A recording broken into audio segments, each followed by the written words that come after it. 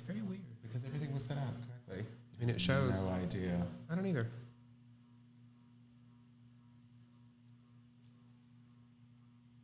He's.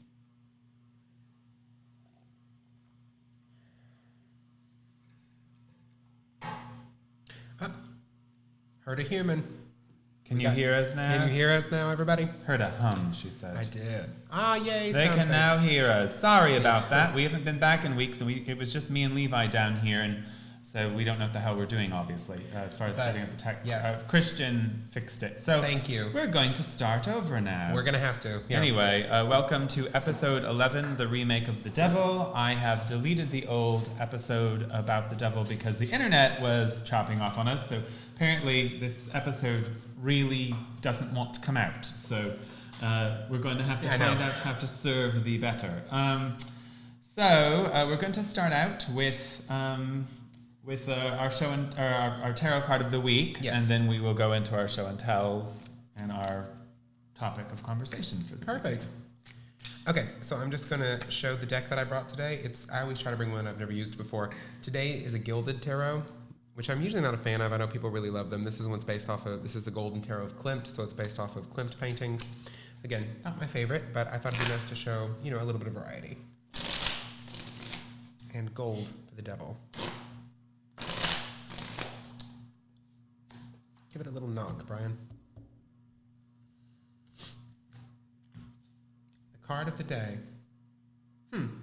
The Ten of Cups. The Ten of Cups. Right? It'd be the Ten of Hearts if it was a poker deck. It will be by the time we're done here. Exactly, Ten of Cups. In some interpretations, it can even be goodness to excess, right? So I've seen it pop up in readings when it comes to things that are overblown: hedonism, glory, sexual pleasure, drinking, partying, fulfillment of joy.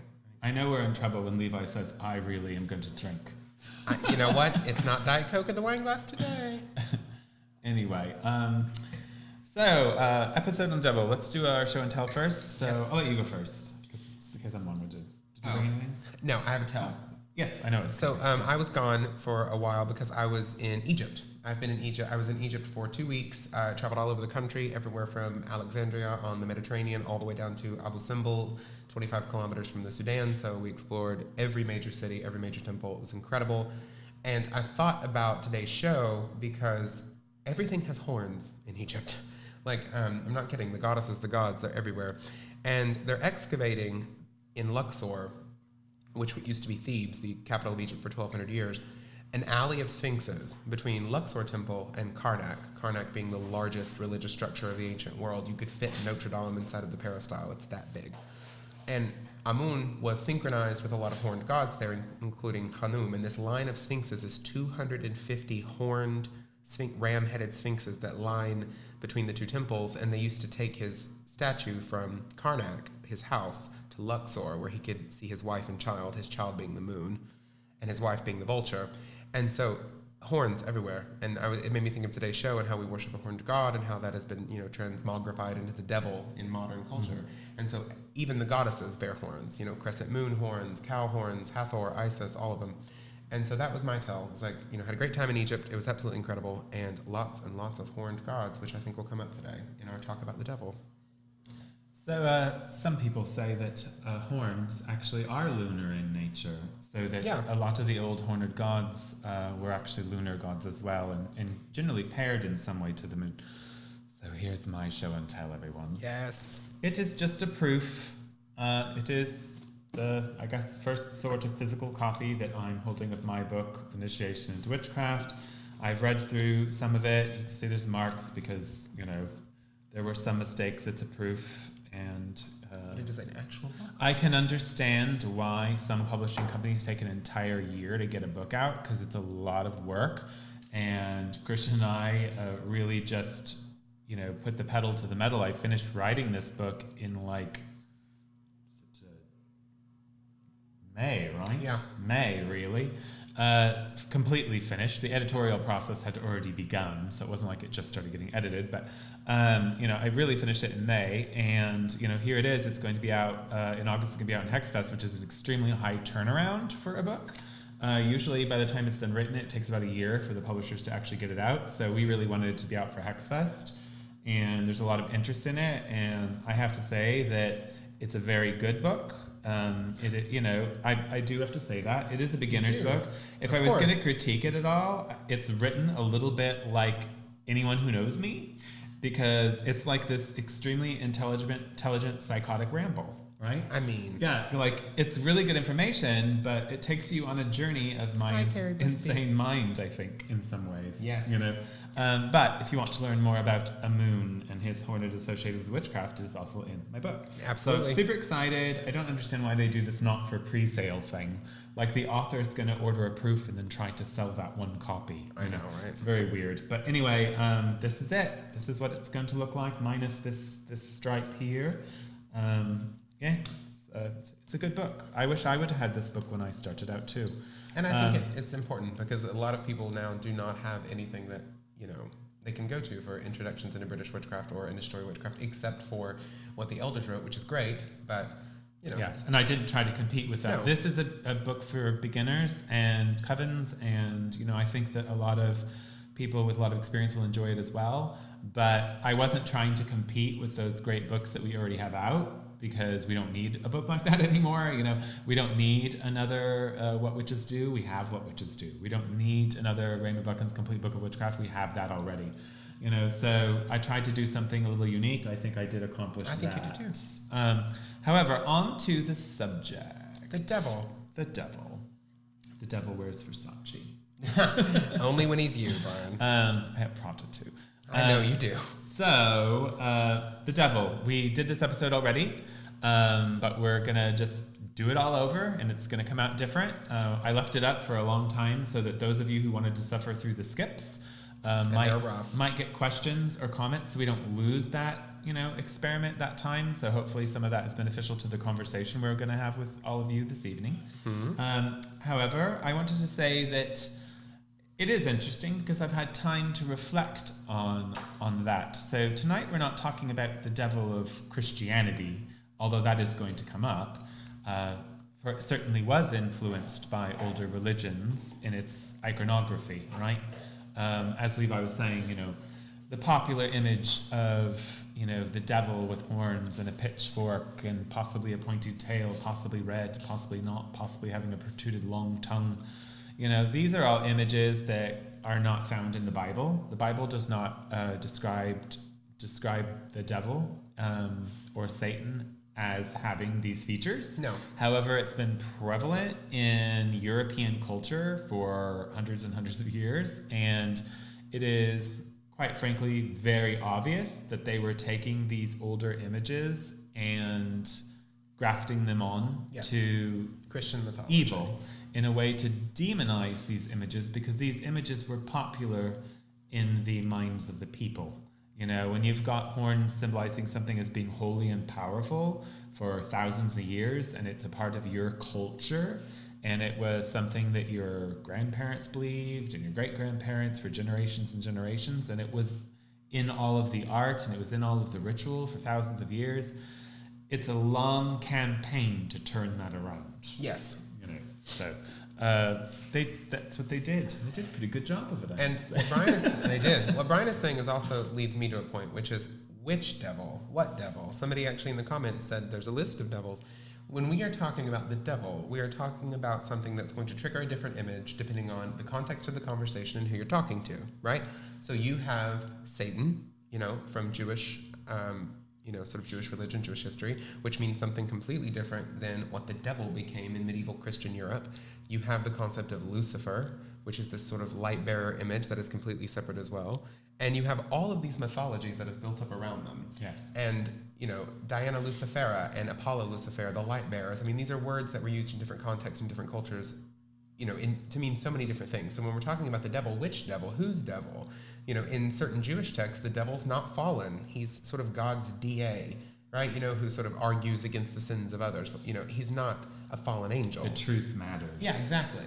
He's the one that sort of argues against mankind in a real way. He's the devil's advocate for the devil, So it really doesn't make sense to talk about this idea of Satan as being relevant to witchcraft, because that's not really what we're talking about. We're talking about some of these other incarnations. The folkloric devil, the Lucifer, the light bearer. Those are things the Baphomet, those are things that we can talk about that matter to us as witches, but the true like hard interpretation of Satan in Orthodox theology of Western monotheisms. We have nothing to do with that. No. It is not a witchcraft belief to have duality between good and evil. There is not a cosmic conflict between good and evil, because we believe in nature, and that it's just it's not that complicated. When you have a lion eating a zebra alive, which most of us have seen on some Animal Channel, it looks pretty evil. And it's horrific. It's hard to watch. And it's like, why can't you just kill that poor thing before you eat it? But the lion isn't doing it to be malicious. The lion is just being a lion. It's, not everything is the moralistic cosmic design. So, I've said it before and I'll say it again. In witchcraft, the only morality is intent, really, right? Yeah. The intent to harm or not. The intent to help or not. Not how the world actually plays out, because life is full of positives and negatives, and we know that. So our devil that we're talking about today, or that we're trying to narrow down, is that, the devil of the medieval persecutions, the witches' Sabbath. Yes, the witches' Sabbath, the myths spun by the Man in Black, Reginald Scott and Margaret Murray, and the church and folklore. And is it possible? Do you think it's possible that there was at times fringe cults that may have combined the old pre-Christian beliefs with Christian beliefs and actually worshipped an old god and called it the devil? Yes, I do, actually. I think Carlo Ginzburg and some other authors have some interesting things to say about this. But I don't think they would have understood it as holistically as that. I don't think they would have seen the entire picture because they didn't have the sources. I think there were just people who worshipped the devil. And in their mind, he wasn't evil. He was an alternative to a church that could not help them, right? A church that was foreign, that was difficult to understand, that spoke a language they did not speak, that was gilded and wealthy and elite in some situations. And I think the devil, if the church said don't worship the devil and you're mad at the church, well, you're going to kick up your heels and worship the devil. So I think a lot of them were doing that. I think unknowingly they were drawing from older folkloric pagan traditions, the images of Pan, the images of horned gods all over Europe. So I do think that they were doing that. But I don't think they knew what they were doing necessarily. And was it even a conscious thing? Sometimes, you might have these blending of cultures. We have to remember that in the pre-Christian world, blending of cultures was a common, constant process. Yeah, they mixed the gods all the time. Mixing gods, mixing cultures, art, whatever it was. People weren't trying to preserve their way of life in that way. People were eager to expand and grow, and the concept of losing our culture really didn't exist unless you were being mass exterminated. So they didn't realize it was happening in the same way we can now. So it is also possible. You're talking about people that didn't read or write. We're talking about under church control here, right? Yeah. So the church didn't want people to read or write, and they certainly weren't allowed to read scripture. That wasn't, allowed under the Catholic machine. So here you've got someone telling you these things that you can probably barely understand. Yeah. Perhaps your grandparents, at a certain harvest festival, stuck a stang up to Cernunnos and put some fruit on it and said, this is to bless the harvest for the old spirit of the old horny, or whatever the heck you're going to say. And you heard the guy at church say, well, that's the devil. Well, then you've got to decide, am I going to still do that? Yeah. Well, if I am, I'm a devil worshiper. Then I'm a devil worshiper, but they don't need to know that. I should tell them my parents were devil worshippers. And who knows? To put a little bit further than that, it was worse than that even. The Catholic Church necessarily, I don't always agree that the Catholic Church didn't want people to read and write. They educated a lot of people. The problem was the Catholic Church had a suspicion of people reading scripture because every time that it happened, it caused heresies that they had to stamp out, like the Cathars and like other things like that. So it's something that Martin Luther actually noticed. Not only was the Catholic Church sort of pressuring people not to engage in that, but the Catholic Church really didn't always educate its own priests that well. And so you had a lot of priests out there who were not that educated, who spoke very poor Latin. It might be local priests. Exactly, they were local priests. They didn't speak great Latin. And Martin Luther, when he started the Protestant Reformation in the 16th century, he laments this in his writings where he goes to these areas of Germany where the priests are superstitious and they don't really know anything about theology and they teach really weird, sort of what he would consider unorthodox Christianity. It was a problem. And they kept it alive, a very, very superstitious, in my opinion, very pagan-y type of worship of like saints' relics and things like that. It was massively popular. And so this devil worship that everybody was worried about was everywhere. It was everywhere. Yeah, we have to remember too, one of the things that is most important is when the church started persecuting witchcraft, it was persecuting it as a religious movement. It was not persecuting it as magic. No. And one of the very first documented, statements was that witches flew at night with Diana. Yeah, the Ludi and Diana. I always, I've got to get back to the Italian Diana. Diana, had at that point in time in medieval Europe was still something being talked about. Mm-hmm. And, I think that that's really interesting to note because we're talking about the church, right, had come from Italy, Rome, basically her birth seat. And at that time, the Roman Empire had spread throughout the world, and you had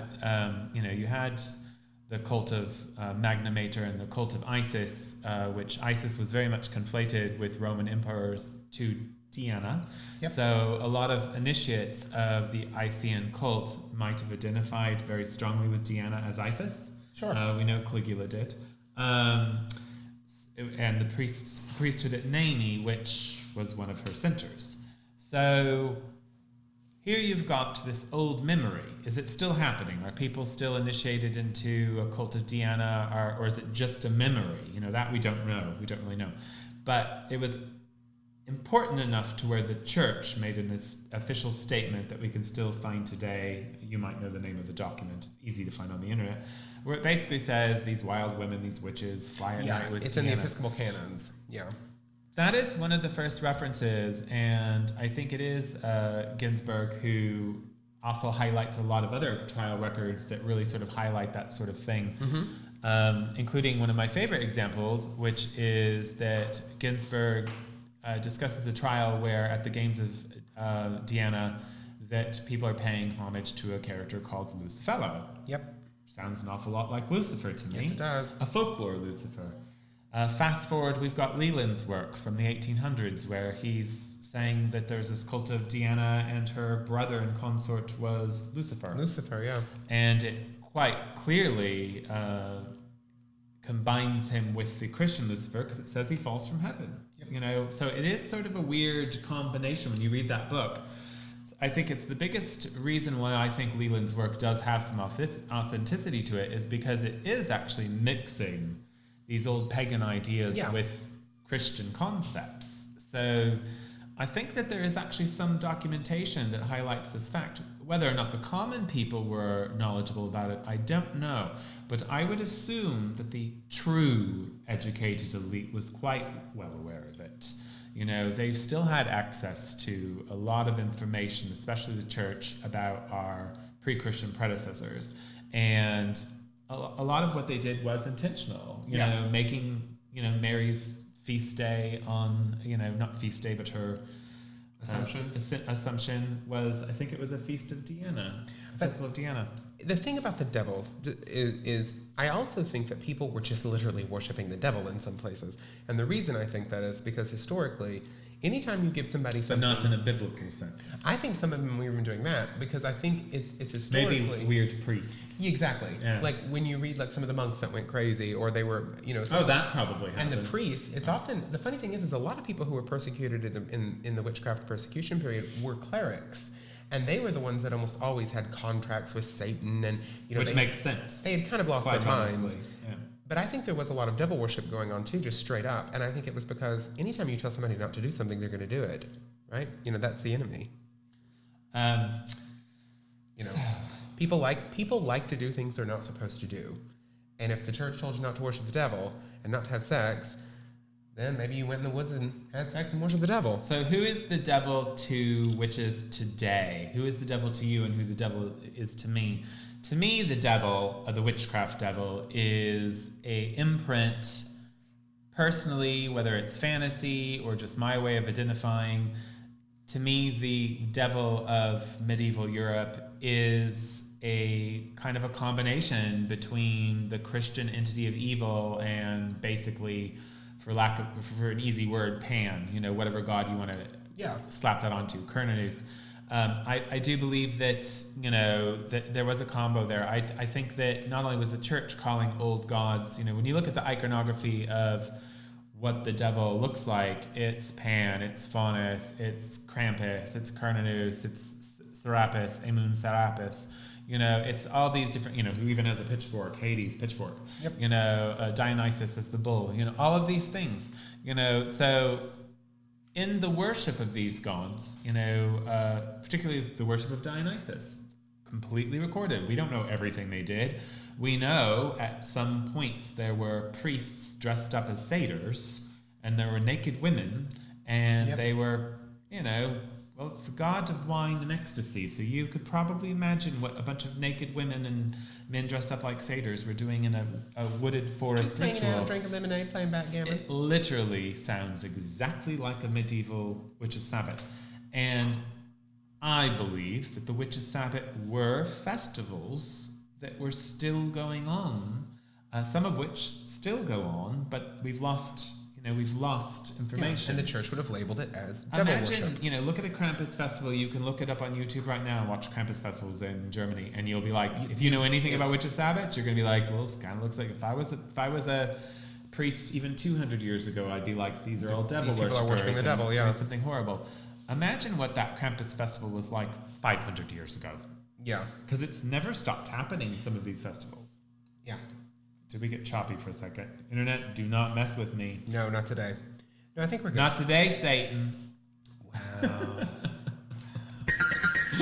I am twinkle twinkle. I also think it's important to realize that when we I don't want to say joke, but when we talk about being devil worshippers, when we talk about having the devil as one of our gods, there is a little bit of necessary rebellion in that too. I mean, witches are not meant to be mainstream. We're not, we exist in liminal space historically and in the modern world. Initiation, the concept of initiation belongs kind of to the devil. That idea of going out into some, and finding something that scares you and overcoming it, right? The third fiery horn, you see the goat's face, but between it is the light of initiation. That's what the Baphomet image sort of teaches us from Eliphas Levi and all that. The devil is the initiator. He is the man in black. That is the whole concept of it. I am the one that stands at the crossroads and says, are you willing? Are you too scared? Do you dare jump into the void? That's why we like that image. I think it speaks to all initiatory paths. I think that's why it's popular across the occult world. In the occult revival and the witchcraft revival, the devil is an initiatory figure. He is the one that stole fire from heaven and is offering it to you, and for a price. For a price, right? For a price, right? No ticking of laundry. No, there you go. There you go. But it is that concept of, to sell your soul in the mythology is almost a form of initiation, right? I pledge my soul to something for power, for glory, and for the secret is actually for enlightenment, right?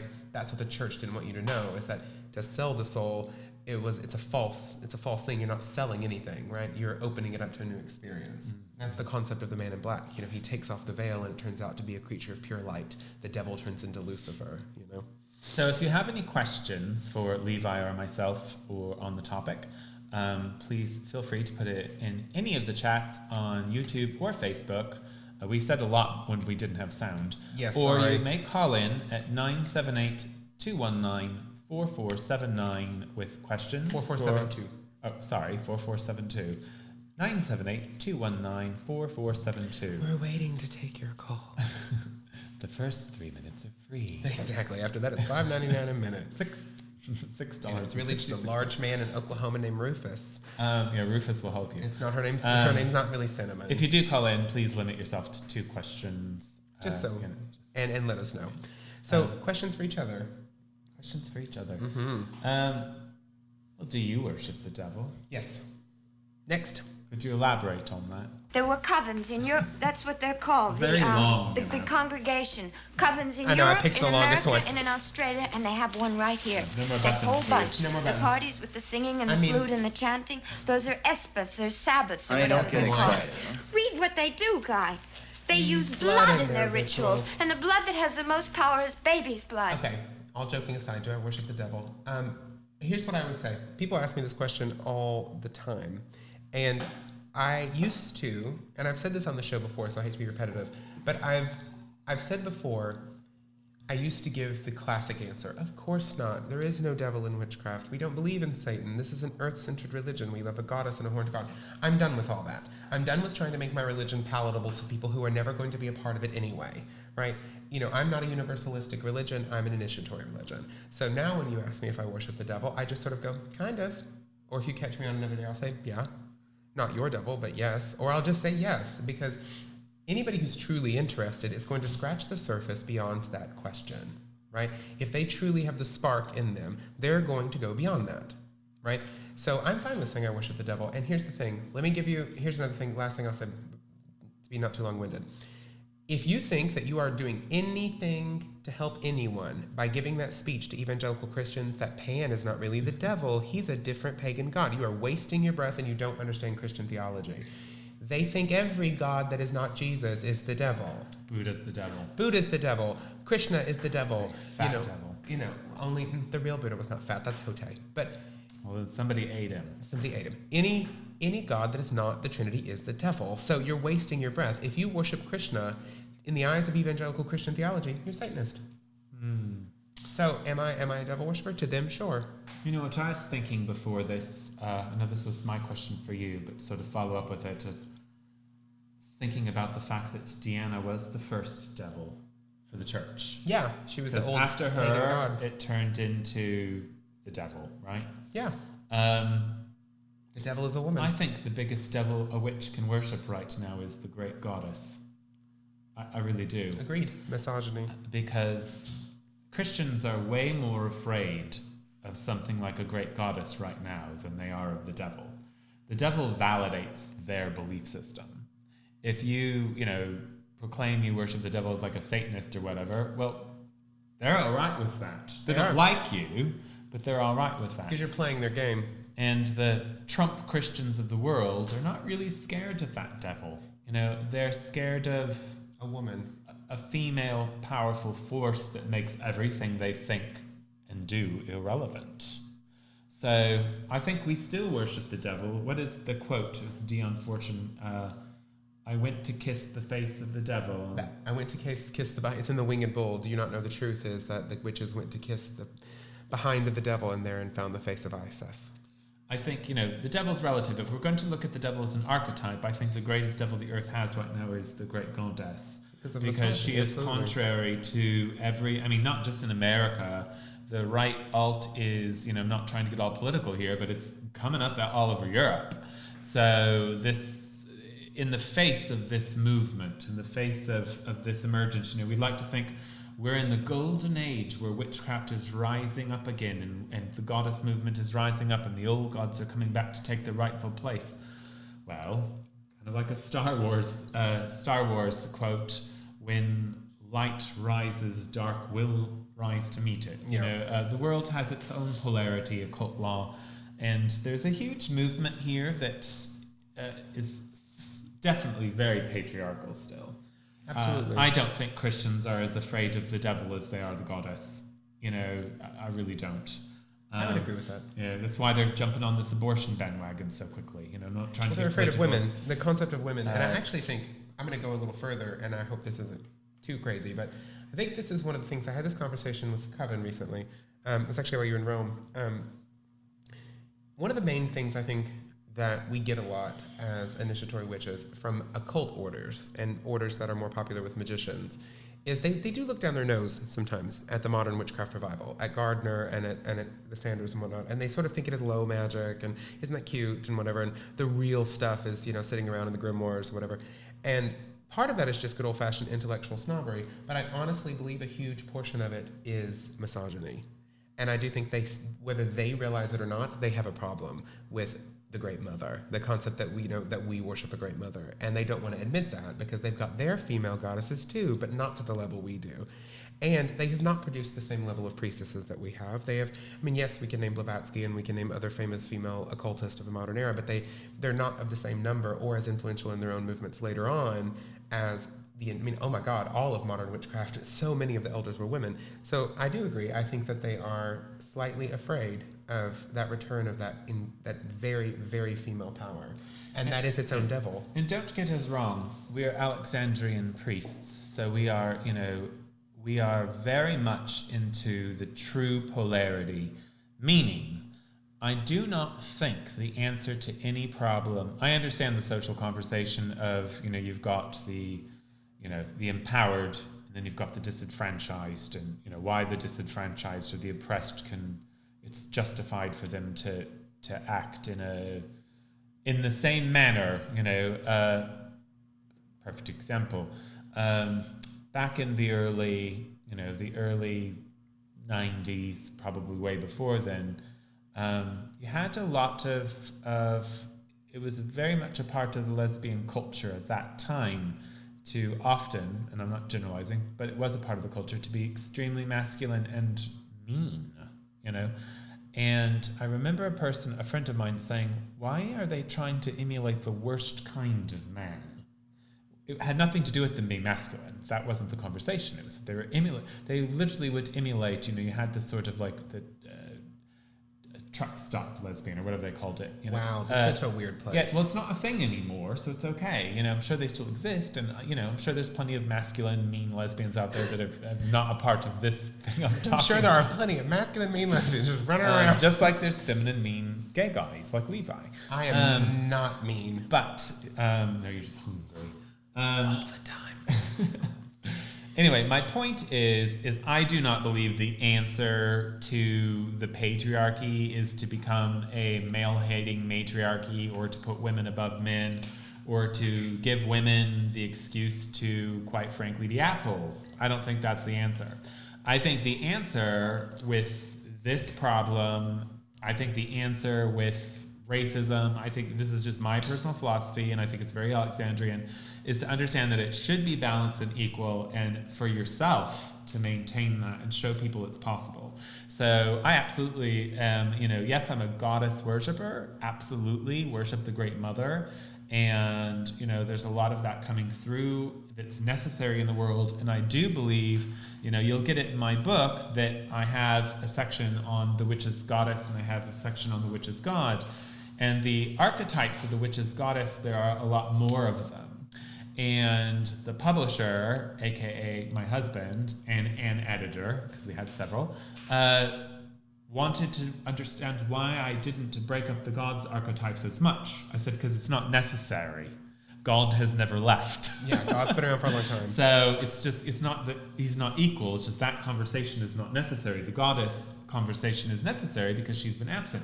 So I definitely think patriarchy, the male force is up here, and I love witchcraft and what it does to God, because what it does to God and to men is to liberate them and say you don't have to be, chaste. You don't have to be non-sexual. You can be a man. You can have testosterone. You can be free and wild and crazy. You can grow a long beard even though I hate them. You can, you can run through the woods. It is in freeing our poor brothers, freeing them back to their natural state. That's a wonderful thing all to itself.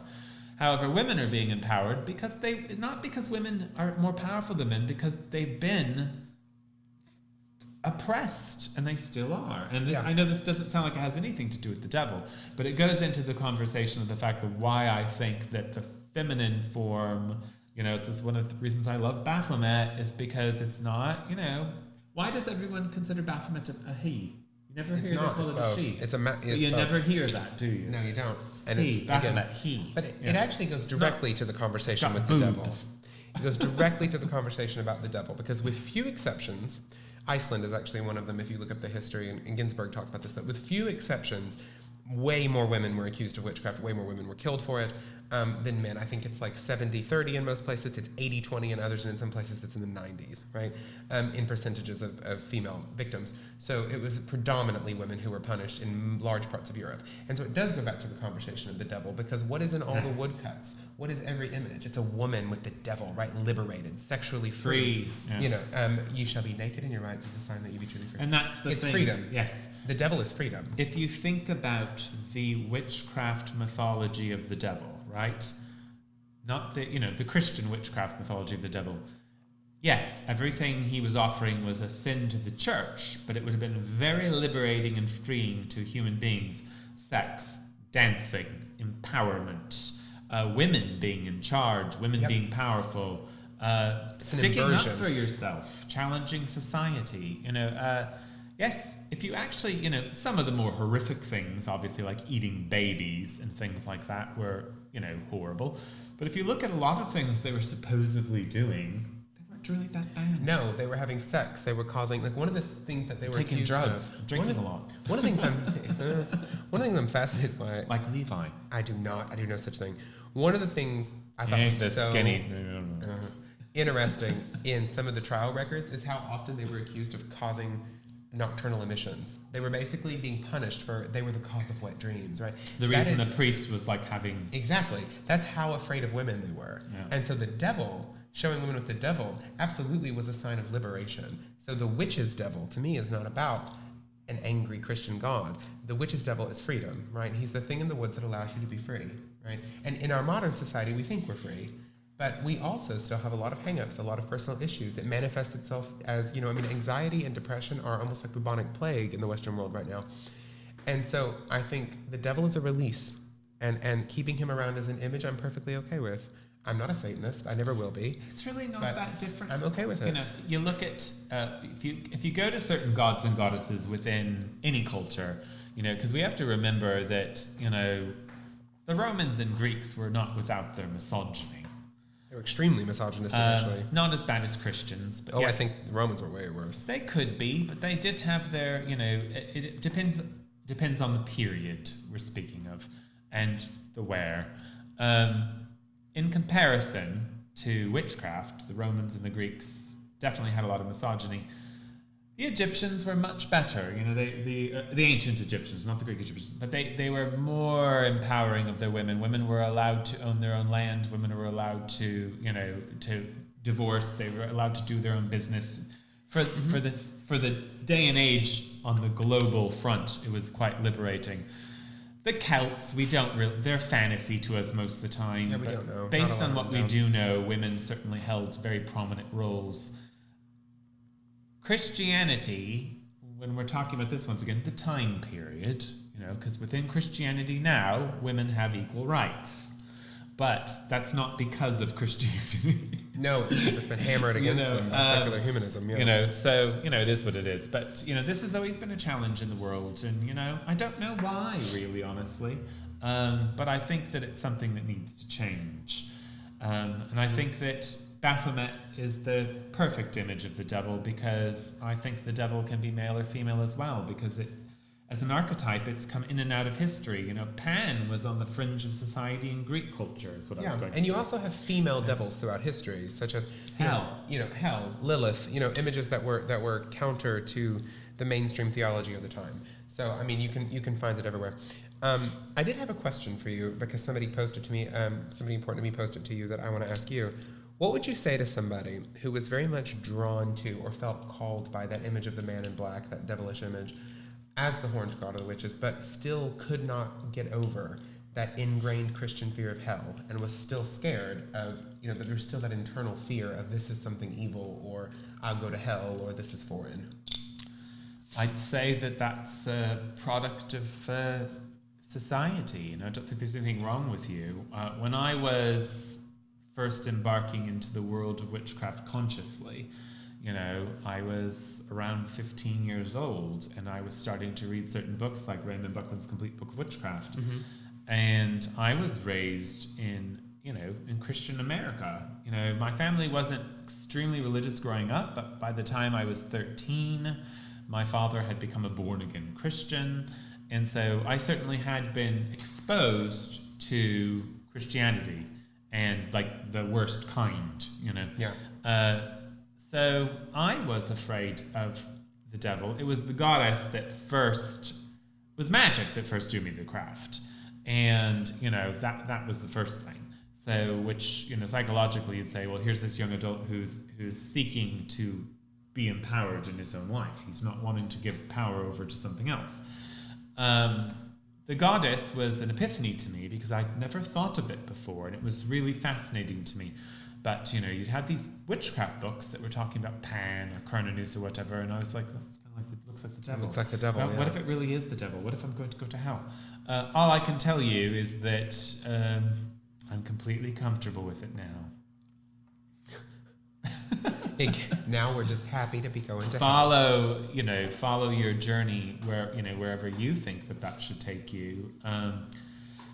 Like Levi said, the devil's a great initiator, and I think in the craft that's true, because you do have to get over that. Yes, you do. If you are going to pursue it, you have to get over that concept of good and evil in the way the Christians believe in it, or other organized faiths believe in it, these extreme oppositions. I would ask anyone if they've ever encountered an entity on this planet, a flesh and blood entity, not something of a spiritual experience or your imaginations. Have you ever met a person or an animal or a thing that you really, really thought was like 100% evil or 100% good? Probably not, because it's just not how nature works. And even under a Christian context, God created everything on earth and that roameth on the earth. So if God didn't create anything on the earth that follows that model, then the concept that God created that way comes from human beings. Exactly. It's a backwards read. Yeah. And here's what I'll say about the whole devil initiator kind of like thing. This person who asked me this question also asked, well, what is the devil? Is he a spirit? Does he say he's a god? Is he subordinate to God? Here's something I think is super important to say, and it's going to be an unpopular opinion, and I'm not sorry about it. In the occult world right now, and actually throughout the entire history of the occult world and magical communities, whether it's our religion or whether it's other, magical religious traditions, there is a little bit of a dichotomy between people who think of the gods, the spirits, as literal things. They're hard polytheists or whatever. They think there's just this court of spirits that exist all around them. I have a lot of friends like this, so I'm not judging. The Loa, the Orishas, they pull from that. They pull from the gods. They pull from spirits. They've got dead ancestors around them all the time. Grandma's coming through. The devil's coming through. The angels, it's Gabriel today. It's Raphael tomorrow. It's a thing, right? And all of these things are these hyper-individualistic things that are coming to them. And you hear them say all the time, he came to me in the dream. Or yesterday my uncle said to me. Or this Orisha is demanding this of me. I have noticed... We took shots and he wanted me to make him popcorn. Exactly. It's that specific. It's that fucking crazy. But I have no... Well, I'm not judging it. I think that it's valid. I'm judging it. I'm not. I do think it's valid. It's not for me, though, and it's not what initiatory witchcraft is. I said the F word. Sorry, everyone. Fine. Our gods are more cosmic than that. So when somebody asks me, if the devil's coming to you, what does he want? It doesn't work that way. I'm thinking of the godhood. I am part of the godhood. We're an esoteric religion, not an exoteric religion. We're not out here putting apples in front of the tree because I literally think a spirit lives in that tree that I can talk to, and that is some old superstitious pagan stuff. And even the ancient pagans had evolved behind it, beyond it. Aristotle, Plato, Pythagoras. I prefer the term pre-Christian. Pre-Christian, sure, but I'm saying we are not part of that, for lack of a better word, hyper-superstitious crowd. We are shooting for something a little higher. So when I say the devil, or I say the goddess, or Diana, or Isis, or whatever, I'm not talking about some specific spirit that pops up around me like a fairy. I'm talking about a platonic concept, which I know is very big, and so because that language is so big, I will shrink it down to the devil and Diana, because my brain can understand that and other people can too. But it's very important to keep in mind that we're talking about something much bigger. We're not talking about a court of magical beings that exist around us like the talking pictures at Hogwarts, and that's what I see a lot in the occult community now, and it's foreign to me as a priest. I don't think initiatory religions really operate that way. I don't mean to pick on people, but magically speaking, when we've got voices in our heads, they could be actual magical things, but you also have to remember you could be playing a part of that. I believe quite strongly in all of these phenomena. I do believe in it, but I also believe a lot of what goes on with people is their imaginations. Be very discerning. You might be adding to the soup. What are some of these conversations about? And if you've got to tell everyone about it, trust me, when I feel my gods are talking to me, don't go talking to people about it. No, it's like, and they're not, and they're so... Not just any people. Anyway. I can always tell that somebody has not, when they're talking about a god coming to them, and it's so mundane. They're just like, the god came to me and whooped my ass because I didn't go to that meeting like I said I would. And I'm like, really? Filthy Filthy Witch here says, the devil exists as part of our consciousness we are unwilling to explore. I think that's part of the reason why we're having this show, is that, what Levi and I are trying to say as initiates is, because we're bombarded with these traditional witches, a label that I want to set on fire because there's nothing traditional about them. I've coined the phrase trial record witches. It might be kinder to say folklore witches. Not knocking it, live where you're going to live, do what you're going to do. But they've tried to become hoity-toity about it, and that's why I've become rude. So the hoity-toity is, we're older than Gardnerians and Alexandrians. Blah, blah, blah. Hello, darling. It's 2019, No, you're not older than Gardnerians and Alexandrians, and I don't know when you first put your big boy pants on, This concept that witches have a relationship with the devil has been going on through Gardner and through Alex. They both talk about it. Doreen Valiente talks about it. Patricia Crowther talks about it. They all talk about it. We have taught the world that he is the horned god of the witches. We have taught the world, we taught all you, not you and I personally, but us as a tradition, as a movement, that was the Christians grafting their beliefs onto old horned gods. And it was a generalized belief that this horned god may have been worshipped as the devil. This is not new information. No, and to act like Gardner and Patricia Crowther and the Sanders and whatnot did not know about this or didn't use devil imagery, then you don't know your history. You just don't know. You don't know you were born. I'm sorry. And so the folkloric witchcraft movement, as they call themselves, trad witches, which I refuse to call them, the folkloric witchcraft movement that acts like we did not know about any of this witchcraft stuff and the devil stuff. That we're not saying that's every one of you, or somebody who's interested in it. That's not what we mean. But it does happen a lot. We do prefer them to the park picking. Oh, me too. Yeah, I love your aesthetic. Big fan. Andrew Chumbley wrote. Was it Andrew? Yeah, Chumbley wrote some beautiful books. They're Big actually fan. pursuing the magic. The problem they're missing is they've basically what they have done is they've sort of taken the truth of witchcraft and they've shifted it a bit too much. Yeah, I think so too. I think that's the problem. And I don't think they have enough goddess thing, but that's a whole, again, I think that's it's a part misogyny, of the shift, and I think it's a fear of the goddess because they fear that it's hokey instead of realizing the power within it. But back to the devil. The devil. What we're talking about here. Satan. I'm wearing pentagrams. Lucifer. I'm fine with images of the devil. It doesn't bother me. And I don't think it should bother any witch, really. I understand why older witches are afraid of it because of the satanic panic and discrimination, but we're a little bit beyond that now. We have to pay homage to this. I already said the F word, so the older witches will be mad at me. But we have to pay attention to this. The craft has worked tirelessly to educate the public that we are not Satanists, we're not devil worshippers. So for a long time, this conversation really was kind of not possible because, but I think, as Levi pointed out, we've come to a point to where the world is educated enough, we assume, maybe not in the Midwest of our entire country that elected Trump, but, we're educated enough to where this conversation can occur.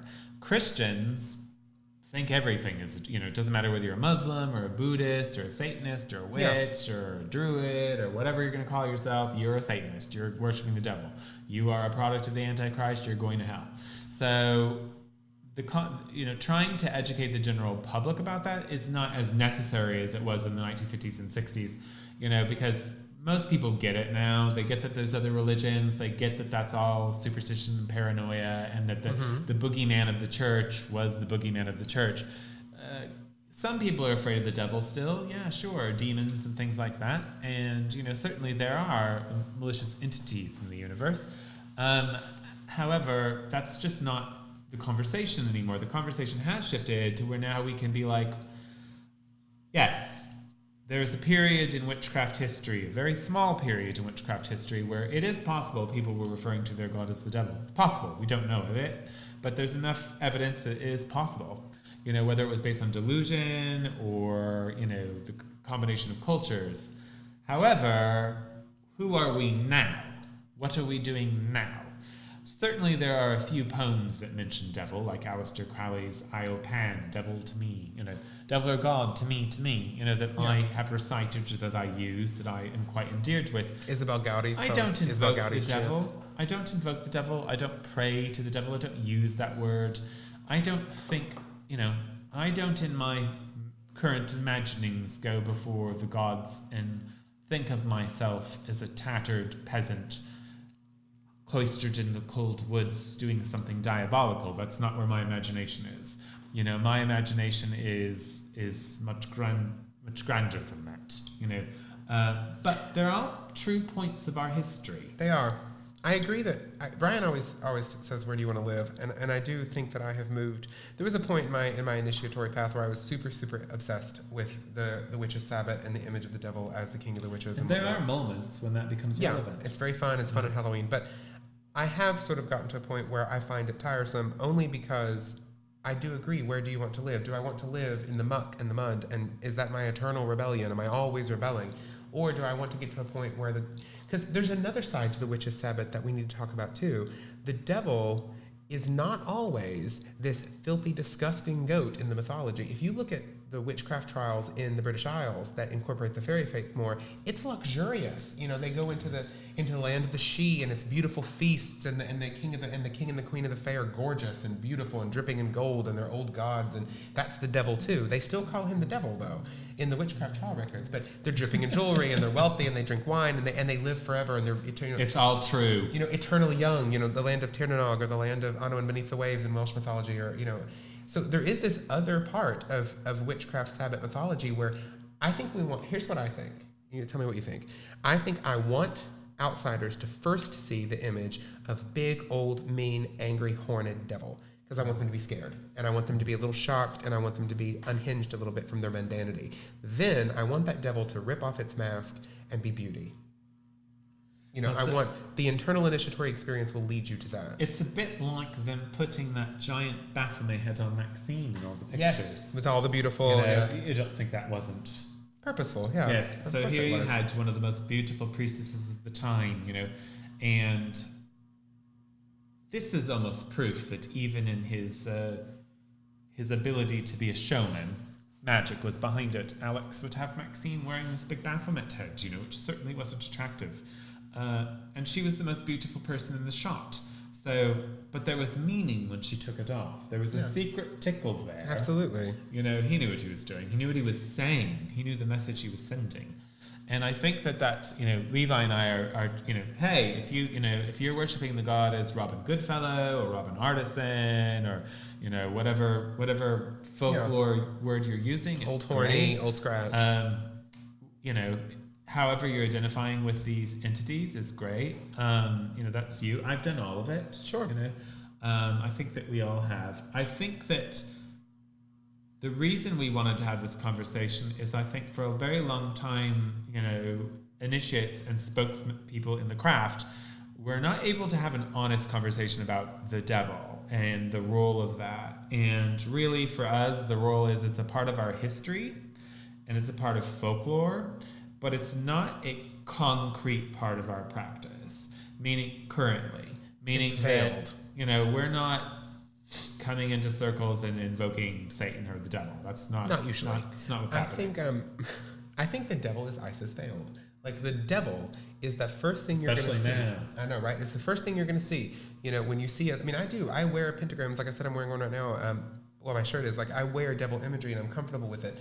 And I think that that's because that is the first image. But again, I'm going back to those older images of the Sabbath that become more Dionysian, that become more Fae, that become more Arcadia, where the devil is where you start, and that's what the priest sees. But the person explaining it's like, no, it was beautiful. Like they were gorgeous.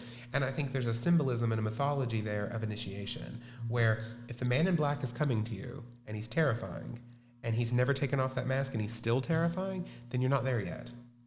When you get to the point where you see the beauty behind it and he's gorgeous and all of that falls away to something much more precious and holy, then you've made the journey, right?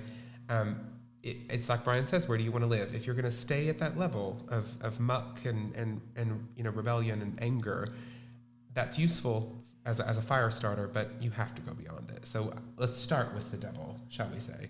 But let's end with Lucifer, right? You know, let's start with the devil and end with the goddess. Well, here's another thing to actually contemplate for all of you out there. Let's sweep Christianity aside. If you study the old gods, you know, whether it's Greco-Roman, Egyptian, Celtic, whatever, you want to get dark, Oh, they're much darker. Spooky things. Much darker. You don't need the Bible. You know, these gods are scarier because they act like human beings. Yeah, and they're hateful. And you know, human beings can be. I don't know. What's the evilest thing you've ever done that you'd actually say on camera? Oh no, we're not going there. Okay, what's the second evilest thing? No. He's not going to share anything. I've done nothing like what the ancients had done. But I mean, no, the mythology but, of it. You know, whether it's vengeance or you know whatever it's going to be, these gods are not trying to be Jesus. Like our goddess and our god are, you know, a part of the cosmos. They're a part of the human experience. They're also a part of nature. So there is this sort of, you know, that's why you kind of have to sit back and like, if you really want to think about God, you know, if there's a consciousness to creation, well, you know, there's also like things that were created that are quite traumatizing. You know, there's a weird fungus that invades ants and then it enslaves them and then bursts out of their brains. And it's like something from Aliens. That exists on our planet. You know, and we're not going to talk about spiders. You want to talk about the devil? Spiders. The devil? Spiders. I love spiders. Spiders are the devil. I have tarantulas as pets. Spiders. I do. Spiders. How's your boyfriend with the tarantulas? We don't talk about it, to be honest. That would be me. No. Patrick, I agree with you. Freaky, best not to think about. We don't talk about the spiders that much. As long as they don't start flying, I think we can coexist. The other thing I'll say about all of that, I lost my train. I've had some wine. About the spiders are the real devil. About the devil and the old gods. Is Brian's right. Some of those, you know, I hear a lot of people who are self-described pagans, like, I don't worship the devil, evil doesn't exist, my gods are beautiful. Really? Athena flayed somebody alive for making fun of the way she played the flute. Like flayed them alive. Or, you know, when she beats Arachne to death for saying she could, the sin was that she said she could weave better than her, that's it. You know, I mean, like. My favorite Or story. Aphrodite, who makes somebody. What is the story? No, that was actually a story. I walked into the store and it was one of the employees who said they worshipped Aphrodite. I said, well, that's why I worship Aphrodite, because she's all love. I said, oh, yes, she is. You don't think love has a dark side? There's actually a myth where a woman says her daughter is more beautiful than Aphrodite. So Aphrodite casts a spell that causes the father of the daughter to fall in love and repeatedly rape the daughter. So basically, just to get back at the mother. Just to get back at a mother, yeah. Just to get back at the mother. I'm like looking over here. Just to get back at the mother, like, you know, so now there's an incestuous relationship. And it's worse than that. The stuff that Hera does in the Homeric version of Hera to women who had who were basically violated by Zeus, like the stuff that Hera does in the Homeric version of her, I think it's a very misogynistic version. Those bitches deserved it. It's true. Older Argive versions of Hera are very beautiful, but what we have to remember is that these stories were all written by people. Men. Mostly probably men. But people, you know, they were written by people. So, but what I was picking at was that sort of that park pagan-y idea of like, well, I wouldn't worship the devil, I worship the sweet old gods of earth. It's like, well, they were evil sometimes in the story, so careful, you know. It's a false dichotomy, right? What are your top 3 favorite versions of the devil? In pop culture or in history? Just for yourself. I don't care. Oh, so I can include both. Yes, but you have to elaborate as to why. Yes. Since no one has any questions. The Man in Black from Witchcraft mythology. Some more of this wine. The Man in Black from Witchcraft mythology is probably one of my favorite top 3. This idea that somebody comes hooded in the night and promises you initiation and takes you into the secret world beneath the mountains to meet the Fae or whatever. Love that. So that's probably one of my favorite images of the devil. I actually don't like the Luciferian images of the devil, and you'd think I would, where I'm so academic and I love all that. But and the Promethean images of him, I don't like all that. I think it's very, like, I don't know, bougie and logocentric, and I don't like it. Second favorite image of the devil after the Man in Black, the goat, just the goat. Like, because it's primal, it's natural. I think it ties into Pan. I think it ties into Khanum in Egypt. I think it ties into a lot of old fertility festivals. For us, it ties into Candlemas, which is my favorite Sabbath, the milking of the goat. So I think the goat is probably one of my favorites. Black Phillip, you know, I love that image in the movie, the witch. And then I also like, let me think. This is a hard question. I love the devil as the tempter, as the seducer. Gorgeous, beautiful, right? Yes. You know, I love in films and movies where he's always just so perfect. You know, the trickster. Well, I love that guy on Sabrina. Yeah, exactly. Wouldst thou like to live deliciously? Yes. Somebody says, yes, of course. Yes, and the guy that played Lucifer on that show. Occasionally I get a little bit of it gets shot over here, but I think we've been okay on the internet. My favourite images, I have to agree with Levi, I love the goat as far as animals are concerned. I know there's the black dog and there's other things, but I love the goat. The goat is my favourite, and there's actually an ancient reason why that makes sense. You know, not just Pan, but yes. I actually like the Lucifer image, probably because it's bougie. But, you know, I like it because... Crowned in light. Well, throughout the old world, it was usually either horned gods or sun gods that were associated with witchcraft. And it was usually either horned gods or sun gods that were the most important gods. You know, so, you know, which the horned gods were usually conflated with underworld gods. So, I don't know. I like it because I think it speaks to a certain part of our history that you know, it speaks to the angel of light being mixed with the sun god, you know. So I enjoy that, and there, you know, and some of the things go along with it. And then I suppose the devil as a sexual seducer, you know. Yes, I love the fact that, you know, that the devil actually makes love to witches in a lot of medieval folklore. Mm-hmm. Like, there's a lot of sex going on, and that's not biblical at all. You know, that to me echoes the fact that there is something pre-Christian about it, because in a very fertility cult based, very mystery cult based, because you've got this idea that these women are having sex with the devil. I'm sure that could have very well been delusion of the church or whatever, but yes, the horny devil. I like the horny devil. I like the goat devil, and I like the beautiful god of light. You know. Yeah. I don't like the satanic image, the like mouth dripping, vile. You know, the death metal Satan. Not my fave. Boring. Somebody here is talking about how Satan gives great. We're not into murder Satan. No, I'm not into murder Satan. I'm not into, you know, Scandinavian black metal Satan. Like, you know, or what is that French band, if anybody knows. Did you ever, before you were initiated, ever work with the devil at all? I became much more fascinated with the devil after initiation, actually. Interesting. So somebody asked a good question that I think is important. Can we talk about the kissing of the devil's ass at the Sabbat? So we're talking about, in case you don't know, mythologically and historically, there are a lot of images. I think they call it... You've got a quote that you've already said. Yeah, I already said the quote earlier in the show from The Wicked Bull by Dion Fortune. The witches went to kiss the behind of the devil and therein found the face of Isis, right? But they used to call it like the Buscum Infernum, the infernal kiss. It's actually a mockery of Christianity. Because in a... Bless you. Should have a sneeze guard. Sorry about that. In Christian churches, you greet each other with a kiss. They still do this at Catholic masses. It's called the peace, right? Peace, Pax Vobiscum and Cum Spiritu Tuo or whatever. So it was an inversion of that, right? It's a mockery of Christianity that the witches were kissing the behind of the devil in mockery of how Christians kiss the cross or kiss each other to greet one another.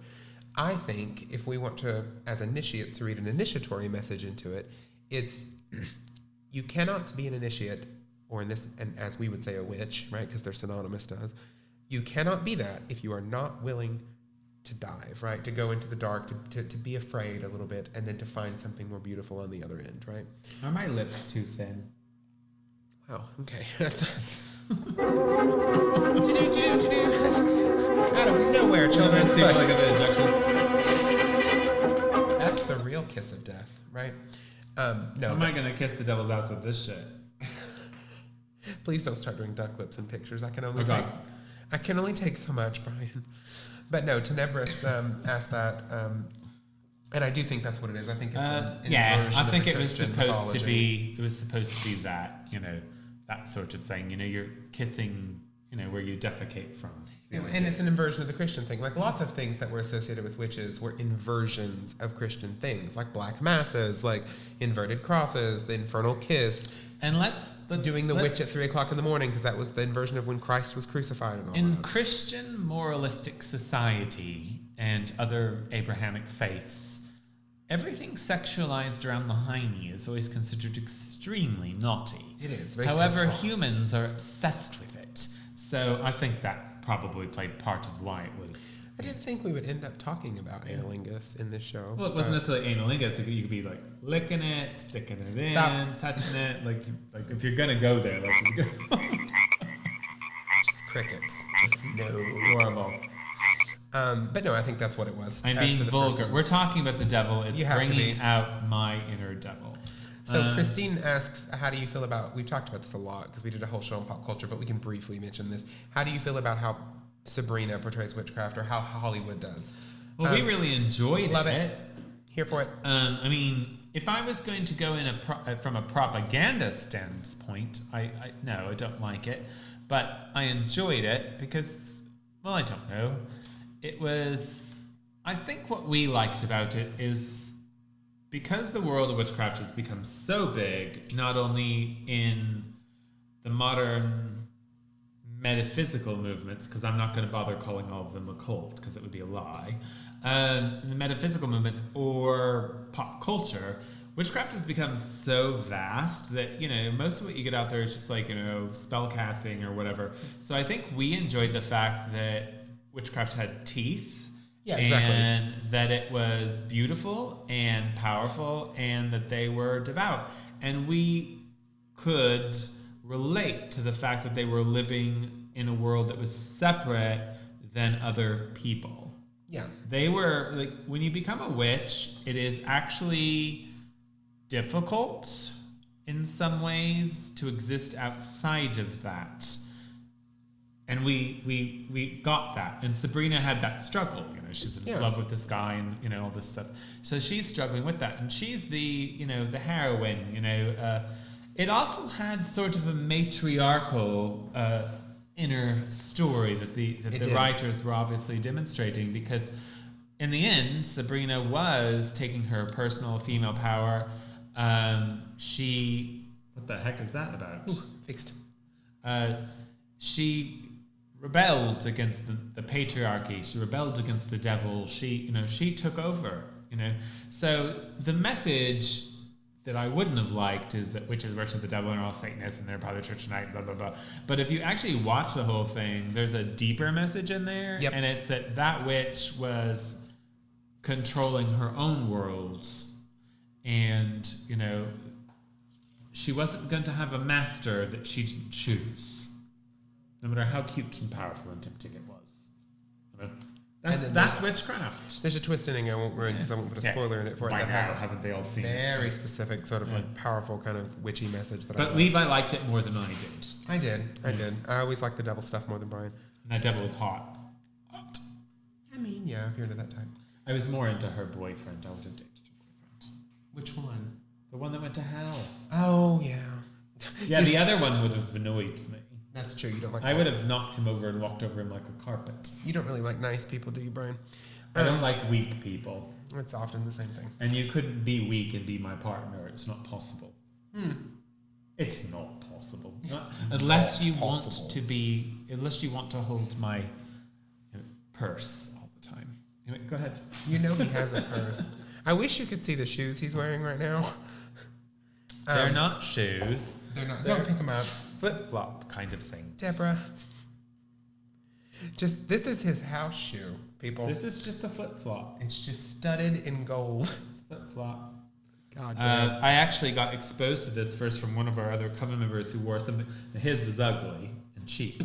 This is actually from Italy. It's, I'm not going to talk about the price, but it's actually from Italy. It's nice. Being in Italy, sort of, those people know how to dress. They know how to dress. Yourself. Speaking of the devil, treat yourself to some studded house shoes. I do think we've covered a lot about the devil tonight. But a question. You never asked me if I ever worked with the devil. That's what I was getting to. Yes, we did. You talked about your favorite images of him, and you said you didn't pray to him, and you didn't really work with him. I don't know. But you used to? Did you try to sell your soul to the devil as a child? I did. Oh, tell us. I was about 13 years old, and I went up into the attic, and I lucky I didn't burn the house down. I sprayed a pentagram with flammable material in a very dry wooden addict. Brilliant. And I'd read if you put a hat down, that the devil will appear and rise up in the hat. I don't know where the fuck. Excuse me. I'm cussing a lot tonight. You're doing a lot tonight, I'm sorry, everyone. I don't cuss this much so much. I think I'm channeling my Welsh witch. Or the devil. Or the devil. It's the subject, isn't it? I'm being rebellious. So, to class myself up, we won't swear anymore, because it's very American. Anyway, so you drew a pentagram and hairspray. I was like 13 years old. That's fine. And I only had one little book, and it was, not good. But I was like, I want to be a witch. So I drew a pentagram and hairspray or something, right? And I did set it on fire. I don't know, it should have burned the house down. And I'd found this old hat. It was already in the house when we moved in, so I thought he'd probably appear in that, And I said, he was a kid, so I was like, okay, look, I'm not actually selling you my soul, but if you appear here and make me all powerful, we can talk. Maybe an option. Yes, I'm open to it. If you prove to me, I'm going to get what I want. So I did. Nothing happened. I was very disappointed. Oh, what a shame. Nothing happened. Nobody came and ate Ryan's soul at 13 years old because he drew a pentagram and aquanet in the attic. With an old lady's hat that had died in the house. What if she would have materialized? That would have been the only thing that showed up with Gertrude. And she's just very upset. It just goes to show that I've been poking around being half retarded for a long time. I hate that word. Oh, sorry. I've been half mentally disabled. No, not better. I reject it. What am I supposed to say? Stupid. I was a young child. When I was especially your horrible wrestler. Oh, thank you. I like German wine. Very Gardnerian, No, it's not. Yes, it is. It's wine. German. They're not German. Some of them might be. Have you seen their priestesses? We have German Alexandrians. Okay, so I have not met any of them. We have a question. Sort of. The devil as a trickster. Can we talk about that? So this person's talking about the devil as. There's a lot of this concept of the trickster god. This is very popular in Native American mythology in certain tribes. This is very popular. Good question. You see this in Greek mythology. Hermes becomes this sometimes, like what he does to Apollo to steal the lyre. So how does the devil play into that concept of the trickster god? Well, nowadays, Loki, right? We've got different archetypes that people want to compare to the devil, because if you're looking, like in Christian mythology, the devil's here to steal all of our souls and to lead us the wrong way because he's the anti-hero. And that really does actually fit into Loki mythology because, Ragnarok and the whole story. Loki is here to, release the children. And he's going to, there's actually similarities. Why do you think that there are similarities? Yes, this goes on and on and on. A real trickster god is a teacher god. And in witchcraft, mythology of the devil, absolutely, he's a trickster god. In Christian mythology of the devil, I don't see him as a trickster. A deceiver is not the same thing as a trickster. There's more cruelty in a deceiver. The fool card comes to mind. Yeah, trickster is not the same juggler, thing. right? Yeah. The juggler's the one I would put it as. Well, together though, I think that trickster deities, if we're going to talk in a pre-Christian sense, they're naughty boys and girls, but they are generally there to teach you, but they are doing it in a way that humans learn best. I'd actually say every good Alexandrian teacher is a trickster. I do believe that. You're not. You could sit across from us at a table and you don't know if we're telling the truth sometimes because not because we're liars or deceivers, but because we want you to figure it out. Exactly. And we're willing to set you up to make it happen. And you have to fail to learn. So trickster gods are there to teach you that. They're there to teach I don't know about other traditions. Yeah, they're there to teach you that you have to fail to learn. I agree with Brian entirely. There's a massive difference between a trickster god and that concept of the devil as a deceiver, because there's a cruelty there. The book of Job puts it in a very dark way. The devil prowleth around the earth like a lion looking for the ruin of souls. That's a direct quote from Job. And that image we have no truck with. That's not what we're talking about when we're talking about trickster gods. It's much more that playful. Because that god's not trying to, that entity's not trying to trick you. It's trying to ruin you. Yes, there's a difference. Whereas the adversary. we want to make you better, right? Yeah, the trickster is, it's Beauty and the Beast, going to put the spell on you and make you fall in love. Yeah. And then, so you can figure it all out because you were an asshole. Exactly. I am super cussing tonight. You're doing awesome. I don't normally cuss at all. We're talking about the devil, Brian. The devil made me do it, everyone. Have you ever called out to the devil or a devil-like entity in a way that if somebody had seen you, they really would think you were a devil worshiper, though? I think if people saw most of what we do and they didn't know anything about it, they'd probably think we were worshipping the devil. You're probably right. Which is your point initially. Does anybody in the comments tell us if you worship the devil? Hey, devil worshippers. Just curious. I know somebody on here said that their boyfriend was a Satanist, but I'm getting from what they were talking about Levian Satanism, which is atheistic. Which we're not anti the Levi philosophy. It's just I am. It's atheistic. I have no interest in it. I'm not anti. It's not my way. It's not my way. No, it's I always say that to me it's Ayn Rand's in a Halloween costume. I sometimes think that some Levi followers are actually more religious than they let on. I actually agree with that. I think that is why the Temple of Set was created, where it comes from. I think Levi was. I get that vibe sometimes from some of his writings. I do too. Think he was. If I'm totally honest, I think the atheistic thing was just another way of being contrary. I'm not so sure that's wrong. I go back and forth on it. I happen to know initiates in the Temple of Set who believe the same thing. But the basic philosophy was that you are God, there is no God. Just an idea. But there's initiates in witchcraft who, especially in America, who kind of go on this way. It's all in the praxis. It's what you do. It's not what you think. I don't think their magic probably works. I also don't think that they're maybe actual, it does. I think they're betraying the priesthood personally, but that's just No, I don't think they're. Not every initiation takes. That's true. Initiation to witchcraft is a journey. They're all valid, but they're not. If the devil scratches you and your baptism doesn't come off, well, then you're still baptized. Yeah. Wow. Taking it back to the topic. Right? But you were I do think it has to have a theistic questions. If anyone wants to call in, we've only got a little bit longer. It's 978-219-4472. Questions for Levi about the devil. Ask me something about the devil, Brian. I'm going to ask you something about the devil. From the Omen. Without breaking oaths. What is something that we do within our craft that you think mirrors the mythology of the witchcraft devil?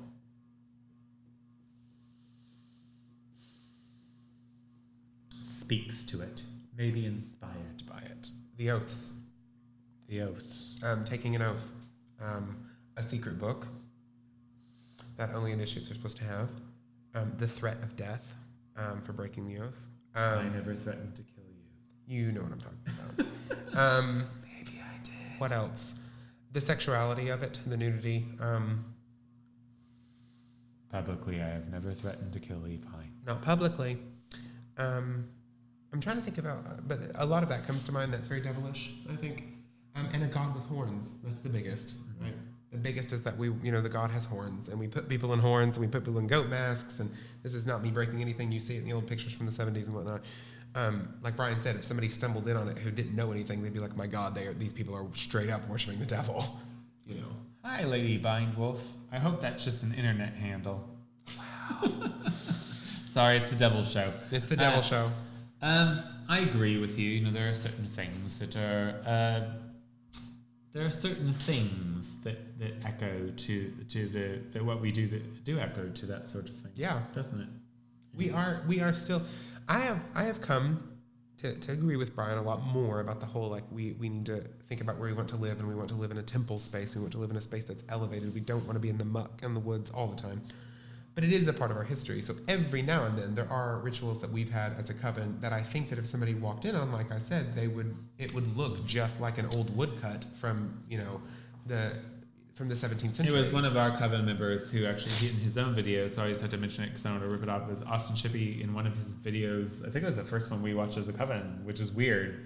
But anyway, it was such a brilliant statement, was that if you went into the woods at any given time, no matter who you were, and you came across a Gardnerian or Alexandrian witchcraft circle in the woods, you would know, any European-minded person, perhaps anyone, would know it was witchcraft. Yes, it's completely tied to the mythology. You wouldn't have to be like, what are these people doing? Are they members of the Hermetic Order of the Golden Dawn? No. Are they Masons? Nobody would think that. Are they maybe nature worshippers? No. Without even hearing words, you would know we were witches. Watch, and it would be the same if you went back to medieval Europe. Like, they would walk into the woods and see Gardnerians and Alexandrians practicing witchcraft, and they would know that it was witchcraft. And that speaks to, at the very least, Gerald Gardner's ability to be able to accomplish that in a very short amount of time. Absolutely. At the very least. And I do have one statement, and I can't believe I didn't say this earlier in the show, that I say all the time that a lot of people, that I use as an introduction to kind of shake people up a little bit, to have a discussion with them about what I think witchcraft is. I have a saying, no devil, no witchcraft. No devil, no witchcraft. So to me, if you were going to draw from the European phenomenon that is witchcraft, the mythology of European witchcraft, and you don't have the devil, and that I'm gonna kind of extrapolate that in just a second, but then you are not practicing witchcraft. And so this does knock a few people out, like Dianic witchcraft, which has no male energy, no male god whatsoever. That's not witchcraft to me. Somebody who doesn't worship any gods whatsoever and just worships, nature and just has crystals and worships the elements, that's not witchcraft. If there is no... Oh God, to the modern neo-pagan movement, Alexandrians and Gardnerians are the devil. We are, you know what I mean?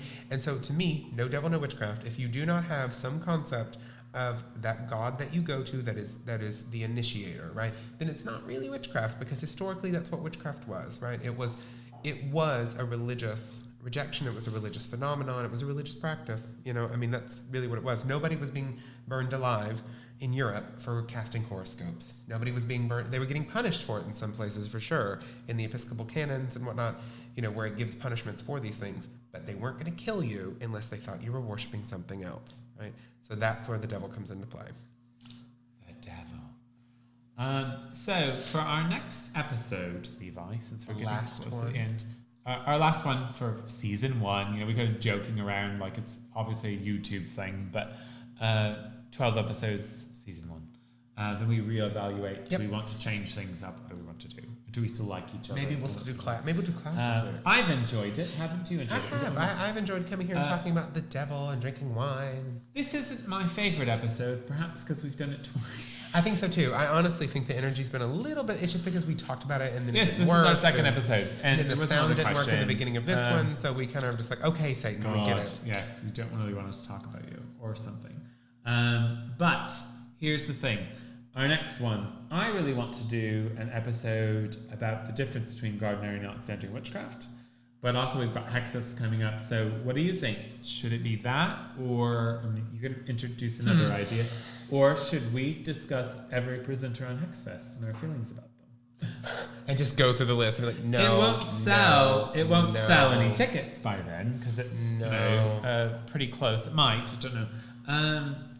Just discuss them. Hey, this is what I know about this person. This is what I think. And discuss Hexfest. And also, we could do how about the state and future, or Alexandrian versus Gardnerian? How about we make it more bigger? Pertinent? We can make it bigger than that and just say the state and future of the magical world. Like, so we can talk about Gardnerian versus Alexandrian. We can talk about. No, that's a show unto itself. That's a differences big between topic. Gardnerians and Alexandrians. That's a show unto itself. It's not to these people. Oh, look how he demeans you. Are you guys not ready for that? No, what I mean is it's like we're a niche group, like so niche in fact that it's like we are global priesthoods that influence everything all you people do. But you know what I mean. I mean, like, I don't. The nitty-gritty of what I'm not with it. For once, I'm on your guys' side. No, let me tell you something, Brian. If I sat you down and you had to watch a 1-hour show of Lutherans and Calvinists, both as Christians, arguing about the up to you guys. minutia. Would you like the next episode to be Alexandrian versus Gardnerian? Like, what are the differences? Or would you prefer the show to be about our Hexfest presenters? Pick Hexfest. Just pick what you want to hear. Come on. We can read some of the comments later. We've got time to decide. While they're commenting, all I'm going to say is they're big to us. You know what I mean? It's one of those things like where you're in it, but an outsider would just be like, really? You're arguing? Levi thinks he knows you. you're arguing about like, to them it would seem... We're not going to be arguing, though it would be nice to have a Gardnerian host. That would be fun. They're all saying exactly. It would be nice to have a Gardnerian host. Well, maybe I'm just picking what I want to be. A Gardnerian host when we were doing that. I would love to do that, actually. I would love to have a Gardnerian. So they could be like, no, we do. Actually, what I have learned, curiously enough, is that some of the things that used to be a difference aren't as vast now for some groups. That's probably true. But, no, I think it's an awesome We topic. are going to do that show eventually, but yeah. I think that's an awesome topic. You're missing me. I do think it's really cool. But it would be fun to go... We've got to see these people, so we can only say nice things about them. But no, my point being is like, I think to an outsider sometimes it would seem, like I have seen Calvinists and Lutherans argue about what seems to an outsider like the We're most both Alexandrian. How is there going to be an argument? You know what I mean? We're going to be talking Are about... you picking a side other than you know ours? what? I can't, like... This wasn't about Gardnerians versus Alexandrians. No. What are the differences in our practice? And the reason why is because... quite frankly, we're the same religion, we're the same priesthood. However, Alexandrians could be considered a heretical sect of Gardnerian craft. And there are some Gardnerians who do not see us as valid. That is the way it is. It's changing a lot, though, it depends on the line, it depends on the people. It just depends. Some of them are on the same page we're on, some of them are not, which is fine, it's okay. Gardnerian absolutely does predate Alexandrian witchcraft by 10 years. So it does have a history, before us. However, if you understand the history, those terms weren't in the mix yet. So. No, everybody was just a witch.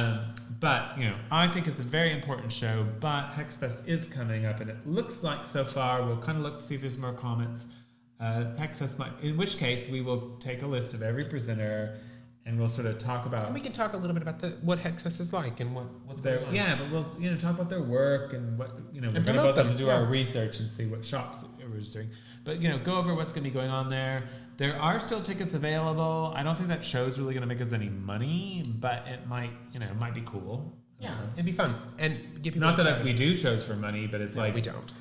I don't know the educational value of them, but it would be a great way to support the presenter. Like she's saying here, it's like a presentation, like a countdown to Hexfest and supporting it. So yeah, I think it supports the event and it supports the presenters in the world, because clearly we don't have presenters we're going to say negative things about, or they wouldn't. Yeah, we love them. My festival, wouldn't have them there if I despised them. That's probably what we're going to do. But there's maybe time for those people who actually want to learn something. Anyway, we're going to let you go tonight. Yes. What would your final word be on the devil, Brian? The devil to me is the god of witchcraft. He is Pan. He is Woden. He is the man in black. He is all of these different things. He is Apollo. He is Cernunnos. He is all these different things. And in different regions in the world, I think he was so popular among the people and so popular among magical people that he was demonized by the church. And the church has a monotheistic mind, as did, many other enormously influential movements. All of the mystery cults had monotheistic minds. These were the things that actually molded the conversations we're having. The polytheistic pre-Christian peasantry working their fields were not molding the national conversations happening around the world. So the conversations were happening are sort of those bigger things. However, it impacted everyone, and it came up in different ways everywhere. So the witchcraft devil of folklore, to me, if it wasn't just propaganda from the church, I think it was a label bestowed upon old gods. And as you know, when something's bestowed on an oppressed people, they have a right to claim it as their own, if they choose, under modern social politics.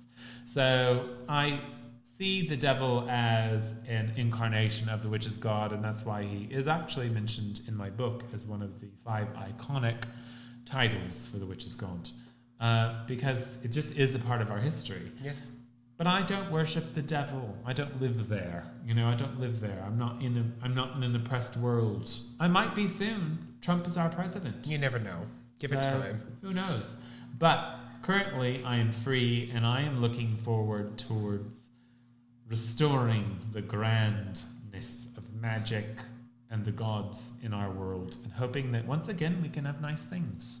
And, you know, in the end of the day, the witchcraft devil wanted you to have nice things. Yes, he did. The devil wants you to... What is that cheap bumper sticker that used to be popular? Wanted you to have bread. Jesus loves you, but the devil gives you the cool shit. Milk, butter, a nice dress. What's thou like to live To see the world? I mean, come on. The taste of butter. Did Jesus ever want to give you good butter? I don't know. I mean, maybe. I don't know if he ate He dairy. was good for wine, though. He was good for wine, but did he eat dairy? Follow Jesus. First of all, I'd follow anyone who could make water into wine. You would. You'd have been a devout Best Christian. friend. He'd have been like, Best excuse me? friend. Excuse me, sir? Or is that just Dionysus? And he multiplied fish and bread. Probably. That Mediterranean diet probably kept himself real lean, walked everywhere. Yeah. Ready for it. So, my last words on the devil. I've said it before. I said it already in the show, so I don't want to be too repetitive, but begin with him, but don't end with him, right? He's an initiator. Levi is a bit of a weirdo when it comes to the devil. Wow. And I love it. What do you mean by that? I love it, don't get me wrong. But, you know, You think I'm too into the devil? we don't actually teach people to worship the devil right away. Though I will say face your fears. That's what I mean by that. Yes. I don't mean literally. I'm not telling you to go out and like kill a black rabbit You're in a the teacher. woods. How old are the people you teach? Very young. I teach elementary. They might be watching too. They're not. Trust me. I don't know. This might be an elementary. This might be an elementary school kid.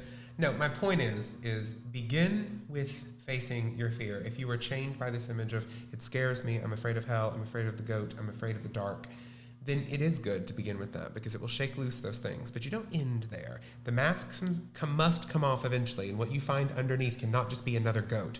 Like what you find underneath needs to be something supreme, powerful, over the top, magical, beautiful. You know, like I said, there's two witches. What if you were with a hot guy and you took his head off and it was just another hot guy? What has happened into this show? Like, I don't know. I think it was the devil. Our Father who art in the woods, unhallowed be thy Anyway, name. we're back from Rome. We're back from Egypt. So We our are. next, it looks like our next one's probably going to be on X-Fest. We'll Yes. see if there's messages later on, obviously on YouTube or whatever. It probably will be because we can do the Gardnerian versus And we have Alexandrian thing. Gardnerians coming, so It's we can not talk like about it then. versus, like not like we're against each other, but like what are the differences? Sure. You know, because I actually like a lot of Gardnerians. I would totally have sex with a hot Gardnerian. And on that note, I'm just saying I would. I mean, you know, Wouldn't you if you weren't it's with someone? It's important to have Or if a he was hobby. down with a threesome? It's important to have a hobby. So, Anyway, he can't answer that. yes, anyway, I can, and it's a no. Anyway, blessings all. Thank you very much. Hail Satan nicely. Good night. Bye, guys. Cheers. I don't know if that was as good as the original.